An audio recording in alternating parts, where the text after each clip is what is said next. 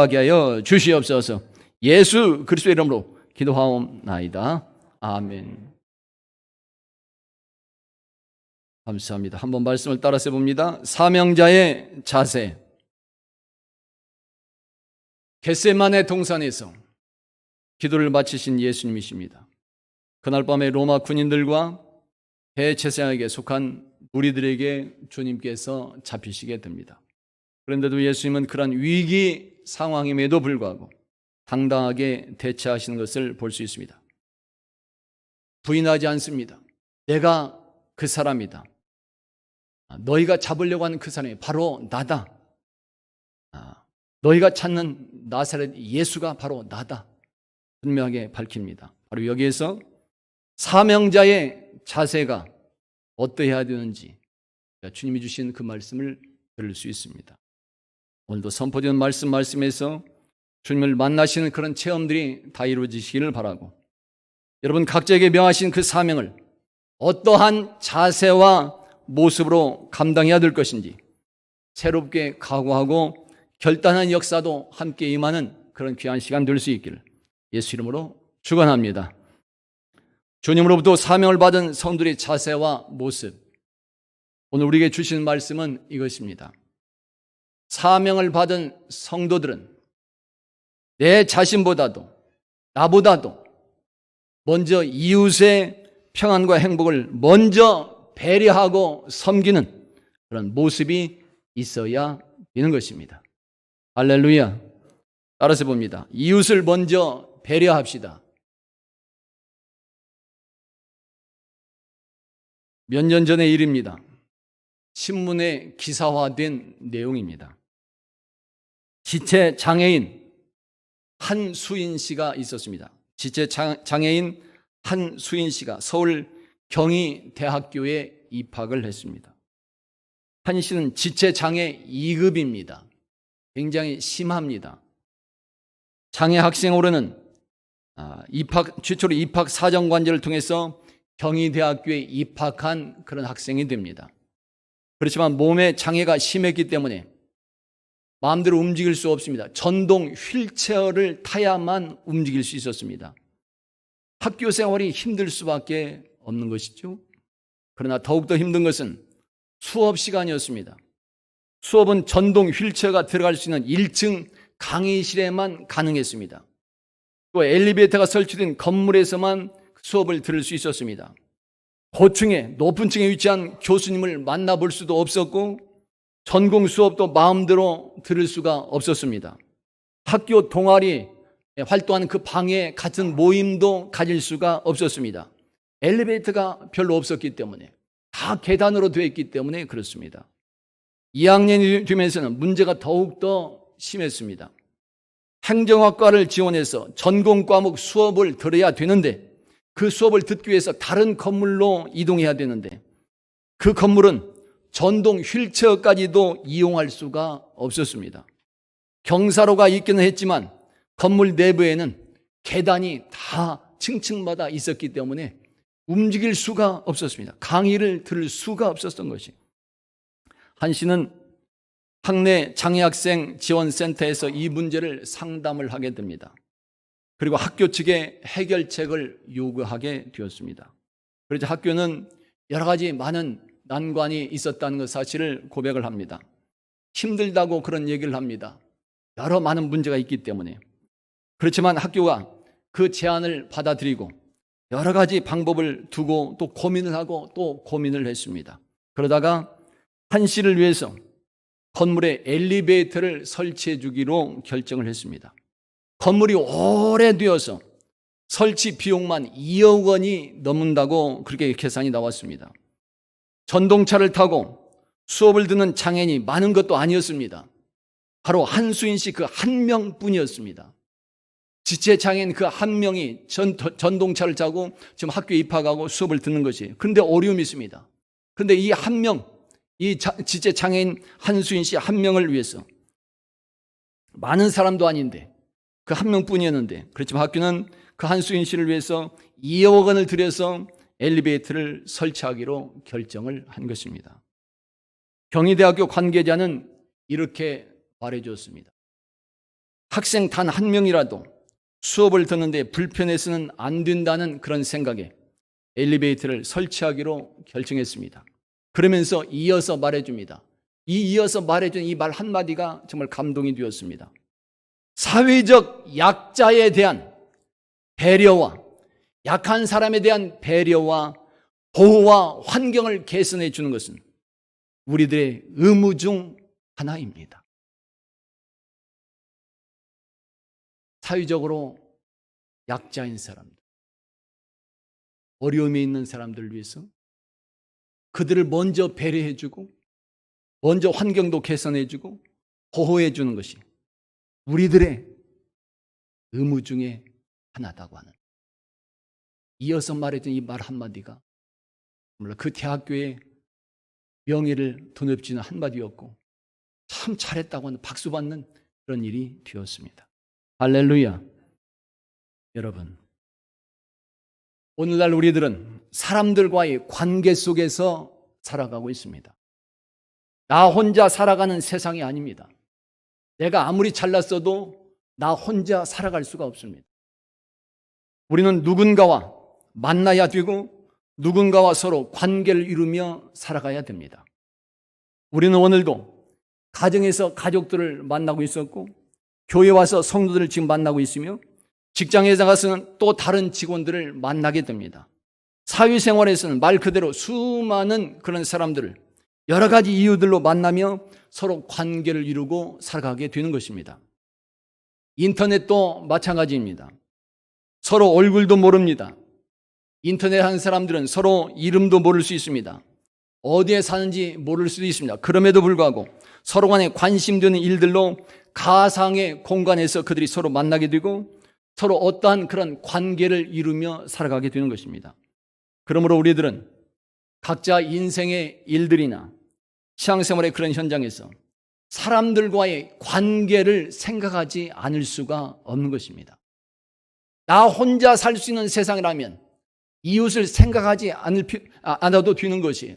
그럼 나 혼자 살아가는 세상이 아니라 어디에서나 누군가를 만나고 함께 관계를 이루어야 되기 때문에 그 상대방을, 이웃을 생각할 수밖에 없는 것입니다. 왜 그럴까요? 그것은 사람들과의 관계 사이에서 이루어지는 좋은 관계가 될 때 바로 행복한 인생이 만들어질 수 있기 때문에 그렇습니다. 좋은 관계가 행복한 인생이 된다. 바로 이것은 항상 같이 가고 비례하는 것입니다. 좋은 관계가 아닌데도 행복한 사람은 없습니다.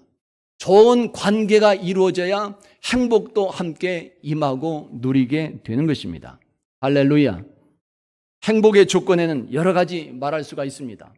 수많은 많은 사람들이 행복의 조건에 대한 책들도 참 많이 썼습니다. 그 중에 분명한 것 중에 하나는 사람들과의 관계가 좋아야 행복해질 수 있다고 하는 그런 사실입니다.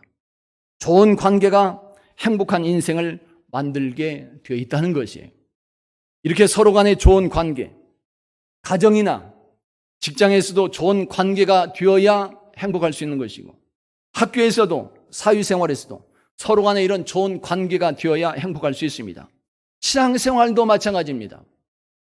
교회에서도 서로 간에 좋은 관계가 되어야 신앙생활이 재미가 있는 것입니다.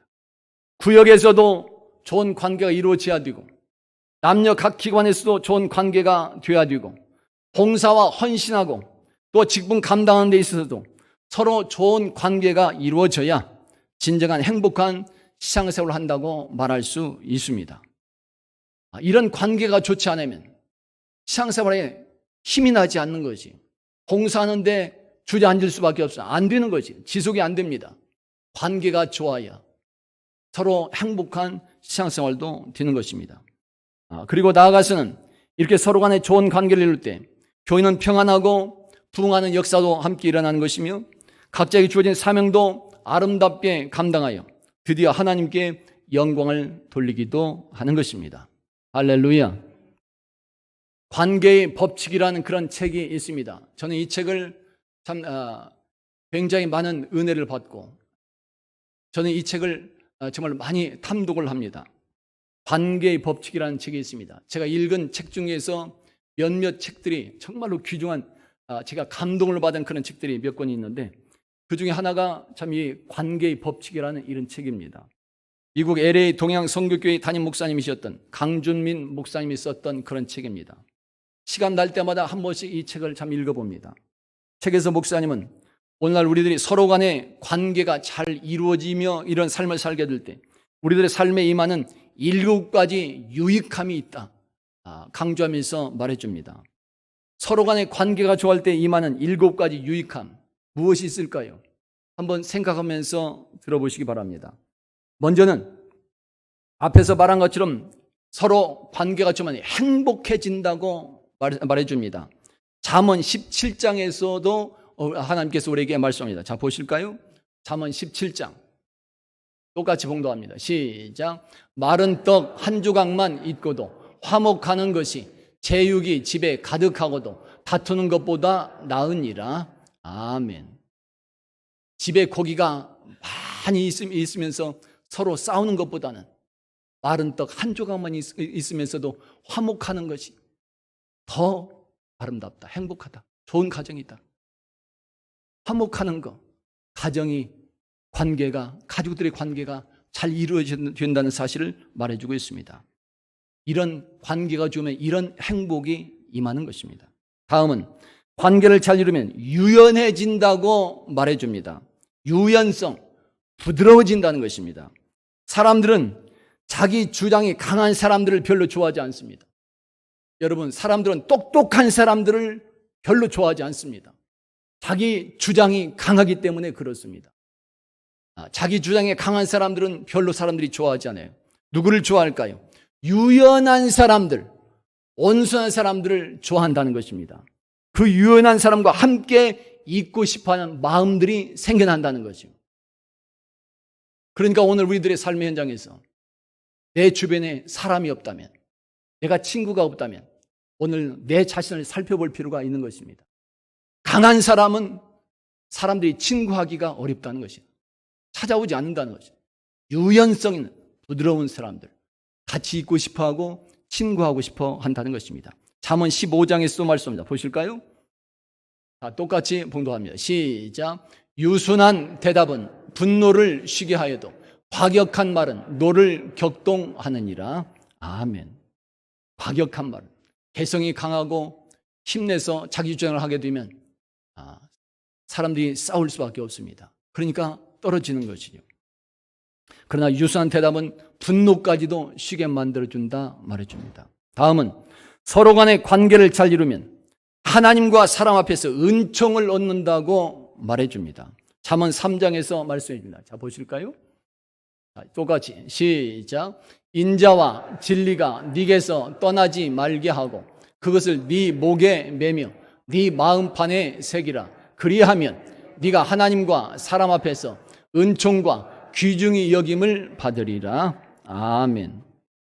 오늘 우리들이 하나님과의 관계를 잘 이루게 되고 또한 사람들과의 관계를 잘 이루게 되면 바로 이 말씀처럼 은총과 귀중히 여김을 받는 역사가 임하게 되는 것입니다. 다음은 서로 간의 관계를 잘 이루면 형통한 축복을 받을 수 있다고 말해줍니다. 형통한 삶, 모든 것이 잘 동서남북으로 열려지는 그런 삶을 말합니다. 이런 형통한 삶을 살기 위해서는 사람을 얻을 수 있어야 됩니다. 왜 그럴까요? 하나님께서 예비해 주신 형통함의 그런 축복은 이 사람을 통해서 올 때가 많이 있기 때문에 그렇습니다. 하나님의 놀라운 그런 축복들을 우리가 여러 가지로 방법으로 체험할 수 있지만 그 중에 하나의 방법이 내 주변 사람을 통해서 그 복을 받는 경우들이 대단히 많이 있습니다. 형통함의 축복, 사람을 잘 만날 때 바로 이런 하나님의 놀라운 축복이 내게 임하는 경우가 많은 것입니다. 그래서 관계가 중요하다는 것입니다. 이 진리를 알고 있었던 사람 중 하나가 바로 구약 성경의 느헤미야였다고 말할 수 있습니다. 그래서 느헤미야는 폐허된 고향 땅 예루살렘 성벽을 재건하고자 할 때 자신이 섬기는 적국의 왕 아닥사스 왕과 좋은 관계가 이루어지게 해달라고 하나님께 간구한 것을 볼 수 있습니다. 왕과 신하의 관계입니다. 근데 그 왕과 신하의 관계 속에서 하나님, 내가 하나님의 사명을 감당하기를 원하는데 저 왕의 허락이 있어야 됩니다. 그렇기 때문에 저 왕과의 관계가 좋아지게 하옵소서 기도합니다. 느헤미야가 그런 사람이었습니다. 느헤미야 1장에서 말씀입니다. 자, 보실까요? 똑같이 봉독하면 시작. 주여 구하오니 귀를 기울이사 종의 기도와 주의 이름을 경외하기를 기뻐하는 종들의 기도를 들으시고 오늘 종이 형통하여 이 사람 앞에서 은혜를 입게 하옵소서 하였나니 그때 내가 왕의 술 관원이 되었느니라. 아멘. 다음은 서로 간의 관계를 잘 이루면 위기 때 도움을 얻을 수 있다고 말해줍니다.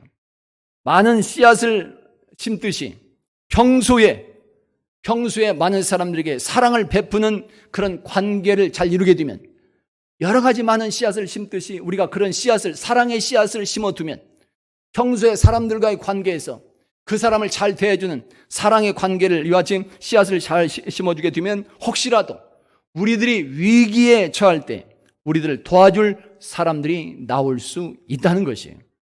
전도서 4장에서 말씀합니다. 자, 보십니다. 똑같이 시작. 두 사람이 한 사람보다 나음은 그들이 수고함으로 좋은 상을 얻을 것임이라. 혹시 그들이 넘어지면 하나가 그 동물을 붙들어 일으키려니와 홀로 있어 넘어지고 붙들어 일으킬 자가 없는 자에게는 화가 있으리로다. 아멘. 내가 넘어졌을 때 나를 붙들어주고 일으켜줄 세울 사람이 있다면 그 사람은 행복한 사람이고 복받은 사람입니다. 언제 그렇게 이루어질까요? 평소에 사랑의 씨앗을 잘 심어두면, 그런 좋은 관계가 이루어지면 내가 위기 때 나를 일으켜줄 세울 사람이 나올 수 있다는 것이에요.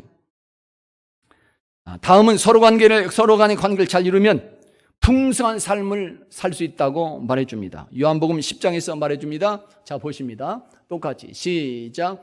도둑이 오는 것은 도둑질하고 죽이고 멸망시키는 것뿐이요 내가 온 것은 양으로 생명을 얻게 하고 더 풍성히 얻게 하려는 것이라. 아멘. 풍성한 삶을 얻는 그런 축복, 이것은 서로 간의 친밀한 관계 속에서 이루어지는 것이라고 말할 수 있습니다. 여러분, 사람들이 외로운 것은 왜 그럴까요? 외롭다고 말하는 사람들 주변을 한번 살펴볼 필요가 있습니다. 내가 외로운 것은 왜 그럴까요? 여러 가지 이유들이 있을 수 있겠지만 그 중에 하나는 분명합니다. 서로 친밀한 관계를 맺는 것을 포기했기 때문에 그럴 수 있습니다. 다른 사람과 친분을 잘 관계를 맺으면 삶이 외롭지 않습니다. 나와 함께 해주고 내 마음을 받아주고 용기를 준 사람이 있기 때문에. 그러나 내가 오픈하지 않고 내가 주변 사람들과 친한 친분 관계를 쌓는 것을 포기해버리면 내 삶이 외로워질 수밖에 없는 것입니다. 내 자신을 살펴보고 주변 그분들을 한번 살펴볼 필요가 있습니다. 분명히 보이는 것입니다. 그렇지만 우리들이 누군가에게 사랑을 받고 있다고 생각하고 내가 누구를 사랑한다고 생각해 보세요. 우리들이 사는 곳은 외로움이 아니라 어디나 천국이 되는 것입니다. 내가 누구한테 사랑을 받는다고 생각하면 가는 곳곳마다 기쁨이 있는 것이, 그리고 그곳이 바로 사랑의 안식처가 되는 것입니다. 마지막으로 또 하나, 서로 간의 관계를 잘 이루면 물질의 축복도 함께 받을 수 있습니다. 왜 그럴까요? 물질은 서비스의 결과로 온다고 말할 수 있기 때문에 그렇습니다. 서비스, 우리가 다른 사람을 잘 섬기면 물질도 나에게 따라올 수 있다는 것이에요. 다른 사람을 기분 좋게 만들고 다른 사람의 필요를 채워주는 그런 서비스를 하게 되면 서로 간의 관계가 좋아지고 드디어 물질이 따라오는 축복도 내가 함께 누릴 수 있다는 것이에요. 할렐루야. 이렇게 관계가 좋을 때 임하는 7가지 유익함들, 그래서 중요한 것이 그러한 축복을 받고 누리려면 오늘 우리들이 각자 인생이나 신앙생활에서 이런 관계의 법칙과 관계의 기술을, 어떻게 관계를 잘할 수 있을까? 이 관계의 기술과 이 방법들을 터득할 수 있어야 된다는 것입니다. 서로 간의 관계를 잘 이루는 방법과 기술, 사람들과의 좋은 관계는 그냥 저절로 이루어지는 것이 아닙니다.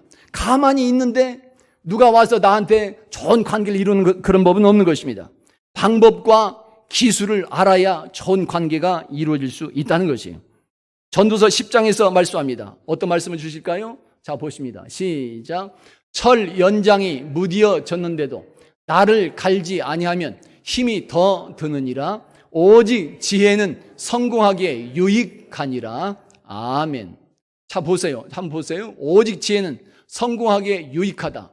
지혜라고 하는 말에 가로쳐 놓고 영어로 스킬이라고 하는 단어를 기록해 놓았습니다. 자, 보시라고 저렇게 이렇게 지금 영어로 단어를 기록해 놓은 것이에요. 생각해 보시기 바랍니다. 철 연장을 가는 지혜. 연장이 날카로워졌으니까 철을 갈아야 됩니다. 그 철 연장을 가는 지혜. 그것을 영어 성경에 보니까 스킬이라고 하는 단어로 번역되어 있습니다. 무슨 말이에요? 기술이라는 단어라는 것입니다. 기술. 사람들과의 바로 이 관계에 있어서 이 방법이 있어야 되고 기술이 있어야 된다는 것입니다. 이 서로 간의 관계를 이루는데도 이 기술을 알아야, 방법을 알아야 좋은 관계를 이루어나가고 약속된 축복을 받고 누릴 수 있다는 것이에요. 심리학자 에리 프롬은 그의 책 사랑의 기술이라는 책이 있습니다. 사랑의 기술. 그 책에서 사랑에서도 중요한 것도 무엇이 있다? 바로 기술이 중요하다 말해줍니다. 사랑도 그냥 되는 것이 아니라는 것이에요. 방법이 있다는 것이에요. 사랑도 잘하고 잘할 수 있는, 남녀 간의 사랑도 잘하고 또 부모 간의 자녀 간의 사랑도 잘할 수 있는 기술이 있고 방법이 있다는 것이에요. 부부 사이에도 사랑의 기술이 필요한 것입니다. 가족 간에도 사랑의 기술이 필요한 것입니다. 부모님 섬김에도 효도하는 기술과 방법을 알아야 되는 것이에요. 무작정 공경하고 효도가 되지 않는 것입니다. 기술, 방법이 있어야 된다는 것입니다. 마찬가지로 오늘 우리들의 인간관계에서도 서로 바르고 아름다운 관계를 이루는 기술을, 그 방법을 알고 행할 수 있어야 된다는 것이며, 예수 믿는 신앙생활에서도 믿음 생활을 잘할 수 있는 그런 방법을 우리가 알아야 되고, 각자의 주어진 직분도 잘 감당하는 방법도 알아야 된다는 것이며, 주님께서 명령하신 사명도 잘 감당하려면 그것에 따르는 바르고 아름다운 방법과 기술도 알아야 된다는 것이에요. 할렐루야. 그냥 되지 않는다는 것입니다. 어떻게 하면 좋을까요? 우리들의 인생이나 신앙생활에서 서로 간에 좋은 관계를 이루는 기술과 방법이 있을까요? 주님께서 주시는 말씀이 있을까요? 바로 여기에 대해서 예수님이 가르쳐 주시는 황금 같은 아주 중요한 그런 말씀이 있습니다. 이른바 황금률, 바로 마태복음 7장 12절의 말씀인 것이에요. 똑같이 보십니다. 시작. 그러므로 무엇이든지 남에게 대접을 받고자 하는 대로 너희도 남을 대접하라. 이것이 율법이요 선지자니라. 아멘. 남에게 대접을 받고 싶은 대로 너희도 남을 대접해 줘라. 이 말씀이 구약 전체를 대표하는 성도의 삶의 원리요 지혜가 되는 것이며, 또한 오늘날 우리들의 인간관계에서 바르고 아름다운 좋은 인간관계를 이루는 최고의 방법이요 기술이라고 말할 수 있는 것입니다. 할렐루야. 어떻게 하면 좋은 관계를 이룰 수 있을까요? 오늘 말씀을 기억하세요. 어떻게 하면 신앙생활을 잘할 수 있을까요? 어떻게 하면 사업을 잘할 수 있을까요? 바로 이 방법을 사용해서 글로벌 기업들이 사업체를 운영해 가고 있습니다. 놀라운 사실이에요. 세계적인 글로벌 기업들이 어디서 아이디어를 얻는가 봤더니 하나님의 말씀, 성경에서 아이디어를 얻고 있었습니다. 소비자에게 잘해주면 물건이 잘 팔리게 되어 있다는 것이죠. 소비자에게 잘해주니까, 직원들에게 잘해주니까 회사가 잘 되더라는 것입니다. 대접을 받으려면 먼저 대접해줘라. 이 말씀을 그들의 삶의 회사에, 직장에 적용한 것입니다. 남을 대접하라. 남을 섬겨주라는 것이요, 남을 존중해주라는 것이며, 또한 남을 배려해주라는 그런 말씀이 되는 것입니다. 예수님이 이렇게 남을 대접하고 또한 남을 섬기기 위해서 이 땅에 오셨습니다. 마가복음 10장에서 말씀합니다. 한번 보실까요? 자, 똑같이 시작.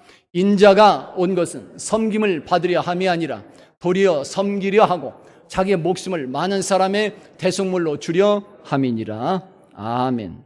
예수님은 우리들을 구원하고 생명을 주기 위해서 이 땅에 오신 것뿐만이 아니라 우리들 사람의 문제를 풀어주시려고 이 땅에 오셨고, 또 사람들의 필요함도 채워주기 위해서 이 땅에 주님은 오셨습니다. 예수님은 사람들의 아픔을 만져주기 위해서 오셨고, 상처를 치유해 주기 위해서 이 땅에 오셨으며, 사람들에게 지혜를 나누어 주시기 위해서도 예수님은 오셨습니다. 그리고 예수님은 오늘 말씀처럼 서로 간에 좋은 관계를 이루는, 사랑하는 방법과 사랑의 기술을 알려주기 위해서도 주님께서 오셨다고 말할 수도 있는 것입니다. 할렐루야. 모든 것을 예수님께로부터 우리는 듣고 배울 수 있는 것입니다. 사랑의 절정은 섬김입니다. 서로 간에 좋아지면 그 중에 나오는 아름다운 모습은 섬김인 것이에요. 사랑의 절정은 이웃을 대접하는 것이라고 말할 수 있는 것이고, 이웃을 존중하는 것이 사랑의 절정이라고 말할 수 있는 것이며, 또한 사랑의 절정은 내 이웃을 먼저 배려하는 것이라고 말할 수 있는 것입니다. 이것이 진정 이웃을 사랑하는 모습입니다. 말로 아무리 사랑해도 필요 없습니다. 먼저 높여주고 섬겨주고 배려해주는 모습이 보여져야 진짜 사랑인 것입니다. 바로 이것이 오늘날 예수 믿는 성도들의 삶의 원리요 자세가 되며, 교회의 직분자들, 특히 예수님의 부름을 받고 사명을 받은 오늘 우리들의 관계 법칙이 되어야 된다는 것이고, 신앙생활을 아름답게 하고 복되게 하는 방법이요 기술이다 말할 수 있는 것입니다. 이렇게 행하게 될 때, 이렇게 내가 남을 먼저 대접할 때, 남을 먼저 이렇게 존중해주고 이렇게 사랑하는 마음으로 남을 먼저 배려해줄 때, 우리들의 삶의 현장에는 좋은 관계가 이루어지는 것이고, 우리 삶의 현장에 말씀해 주신 대로 7가지 그런 약속된 축복도 함께 임하게 되는 것입니다. 할렐루야. 그리고 이렇게 남을 더 존중하고 더 배려하는 관계가 되어질 때 드디어 우리들에게서 예수 향기가 바라게 되는 것이고, 하나님의 영광은 온 세상에 등업하지는 존귀한 자로 쓰임받는 그런 삶이 이루어지게 되는 것입니다. 할렐루야. 오늘도 예수님은 자신이 붙잡히는 위기의 상황에 있어도 그렇게 이웃을 사랑하는 최고의 절정, 다시 말하면 남을 대접해주고 섬기며 존중하고 배려해주는 바르고 아름다운 그 모범을 지금 함께 보여주시고 있는 것입니다. 요한복음 18장 오늘 말씀을 한번 봉독해 봅니다. 시작. 예수께서 대답하시되 너에게 내가 그니라 하였으니 나를 찾거든 이 사람들이 가는 것은 용납하라 하시니 이는 아버지께서 내게 주신 자 중에서 하나도 잃지 아니하였사옵나이다 하신 말씀을 응하게 하려 함이로라. 아멘. 이 사람들이 가는 것은 용납해줘라. 지금 위기 상황입니다. 예수님은 자신이 체포되는 그런 위기 상황에서도 자신보다 먼저 제자들을 생각하는 예수의 모습을 우리가 지금 보는 것입니다. 위기 상황에서 제자를 사랑하는 모습을 보고 제자를 섬기며 보호해주며 제자들을 먼저 배려해주는 참 목자의 그런 모습을 보여주고 있는 것입니다. 바로 이런 모습이, 이런 모범이 오늘날 예수 믿는 우리들, 특히나 예수님의 부름을 받고 곳곳에서 사명을 감당하고자 하는 연륜기 직분자들의 삶의 원리가 되는 것이요, 또한 자세가 된다고 말할 수 있는 것입니다. 할렐루야. 여러분, 교회에서는 약자를 배려해 주는 모습이 필요합니다. 교인은 장애우를 먼저 배려해 주는 모습이 필요하고, 교회와 성도들은 빈곤한 자의 마음과 생각을 먼저 배려해 주고, 마음이 괴로운 자, 슬픔을 당한 자, 사회에서 실패하며 절망에 빠진 사람들 먼저 배려하는 모습이 교회에는 있어야 되는 것입니다. 예배 드릴 때도 그렇습니다. 새로운 사람들이 교회에 예배 드리러 올 때나 오랜만에 나온 성도들이 있으면 본체만체 하지 말고 내가 먼저 가서 따뜻하게 영접해주는 모습이 있어야 되는 것입니다. 새가족 영접팀만이 하는 일이 아니라 성도들 누구나 먼저 그렇게 할 수 있어야 된다는 것이, 이것이 사랑이요, 이것이 배려하는 그런 모습입니다. 우리 교회는 아직도 이것이 잘 갖춰지지 않습니다. 참으로 서운할 때가 참 많이 있습니다. 참 왜 저것이 안 될까? 그렇게 생각할 때가 참 많이 있습니다. 아직도 이것이 배려해 주는 모습이 잘 안 보여질 때가 참 많이 있습니다. 그래서 처음 나온 사람들이 우리 교회를 오면 거의 다 이런 말들 합니다. 교회가 왜 냉랭하냐고. 우리들의 마음은 뜨거운 것 같지요? 그러나 외부 사람들이 처음 와서 볼 때는 냉랭하다는 것이 왜 그럴까요? 배려해 주지 않기 때문에 그렇습니다. 그분들을 먼저 배려하는 마음, 모습이 보여졌는데 안 보여진다는 것이죠. 특히 새신자들이 왔을 때면 내가 먼저 왔다, 내 차리다고 말하지 말고 그대로 앉아있지 않아야 되는 것입니다. 새신자들이 왔는데, 자리를 앉으려고 왔는데 자리가 어디 있는가 지금 둘러보고 있는데 그대로 앉아만 있습니다. 누가 일어서야 될까요? 어떻게 해야 될까요? 먼저 믿은 우리들이 일어나야 되는 것입니다. 내 자리에 일어나서 그 자리를 앉게 만들어 줘야 돼요. 누가 일어나야 될까요? 장로님이 일어나셔야 되고, 권사님이 일어나셔야 되고, 집사님이 그 자리에서 일어나 줘야 되는 것입니다. 그런데도 그대로 앉아 있습니다. 다른 데 가라는 것이 본체만치도 하지 않아요. 일어나지도 않아요. 그러니까 그분들이 하는 말들이 왜 냉랭하냐고 이런 말이 나오는 것입니다. 새로 오신 그분들이 먼저 좋은 자리에 앉도록 내가 양보해 줘야 되는 것입니다. 이것이 사랑의 방법이요 기술이며 배려하는 모습이다 말할 수 있는 것입니다. 일할 때 우리 교회의 첫 인상이 그 사람의 가슴에 아름답게 새겨지게 되는 것이고 교회가 따뜻한 교회로 소문이 나는 것입니다. 할렐루야. 성도 여러분, 그동안 우리들은 이웃들을 얼마나 대접하고 있었을까요? 이웃들을 얼마나 섬기며 존중하고 얼마나 우리가 배려하고 있었을까요? 오늘 우리 성도들은 서로 간에 익숙하고 친한 사이일수록 더 먼저 여러분이 존중해주고 먼저 여러분이 더 배려해야 하는 직분자와 그런 사명자의 삶이 될 수 있기를 예수 이름으로 축원합니다. 특히 교회에서나 사회에서나 사회적 약자에 대하여 먼저 대접해주고 먼저 존중해주며 배려하는 마음을 가지고 서로 간에 좋은 관계를 이루는 아름다운 우리 성도들이 되시기를 예수 이름으로 축원합니다. 그래서 여러분 모두 다 어디에서나 박수받는 자가 되시고 하나님의 인류 구원 계획에도 존귀하게 쓰임받는 복되고 아름다운 직분자들, 그 사명자들이 다 될 수 있기를 예수 이름으로 축원합니다. 따라서 봅니다. 이웃을 먼저 배려합시다. 찬양합니다.